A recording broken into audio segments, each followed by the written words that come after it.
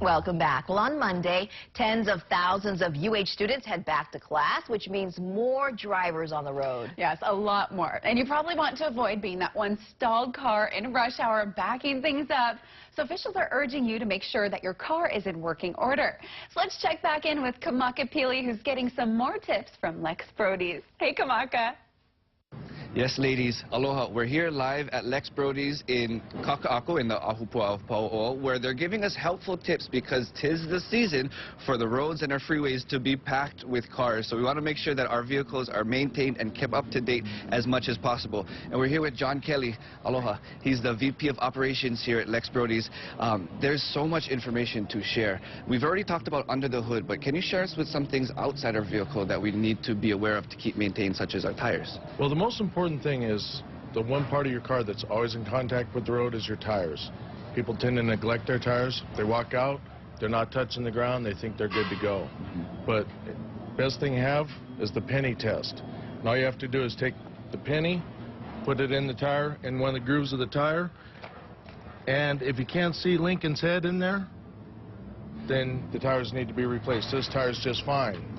But then you have examples of, if you walk out to your car and you see this part of your tire, which looks great, but this is the inside edge of your tire, and this tire is ready to blow.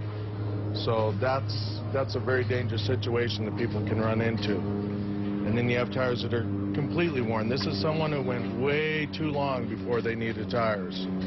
So the tires are very, very important on the car.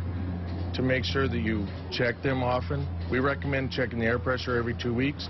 Because usually when you check your air pressure, you're looking at the tires. Okay. And you can see inside on them to look for alignment wear and things like that on there as well. I actually recently just changed all my tires in my car because I had a very scary experience in the tunnel of hydroplaning. What is the thread life or the possibility of your tires hydroplaning when the roads are wet? Well, the legal limit, Lincoln's head, if you grab a penny and you look at it, it's 1/16 of an inch, 2/32 of tread. The recommended replacement on most tires is 4/32. Okay. So that's more common replacement. But a tire can hydroplane at any speed, any amount of water, even a brand new tire can, but the likelihood of a brand new tire hydroplaning is a lot less likely. You can have conditions where, like, we'll go long periods without rain, and there's oil gets put on the road, you get a little rain, it creates conditions where it's more dangerous as well.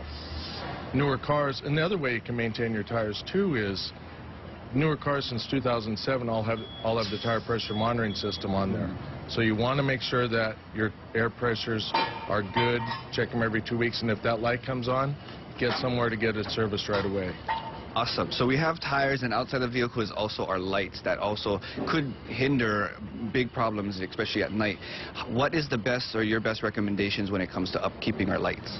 Well, the best thing you can do is, if you want to do it at home, you need 2 people to check all your lights, to go through every light you use. Your headlights, people don't use high beams very often, but check your high beams because it's part of your state safety inspection. All your turn signals, and especially your brake lights, because your brake lights, you'll never know if they're out. Yeah. And you have someone just go through, check them. All the turn signals, your reverse lights as well. These are all warning lights that other drivers need to be able to see, and if your lights aren't working, you're a potential accident waiting to happen. So if I have my blinkers on, all of a sudden it starts blinking really fast, is that a sign that the light is out? Yeah, exactly. That's a light a bulb is out, and so because the electricity's going through there, there's too much for one bulb and it's just flashing really fast. Awesome. And then I was told that you guys have a Lex Brody's University that will help share information.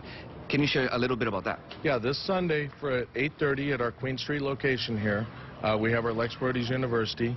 All you have to do is go online and sign up, and we go over just basic maintenance on your vehicle, tire servicing, things you can do when you're in trouble.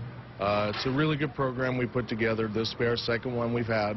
And if you have any questions, just go to our website, and you can get signed up there. If you have any questions, you can submit questions that you'd like to ask during that as well.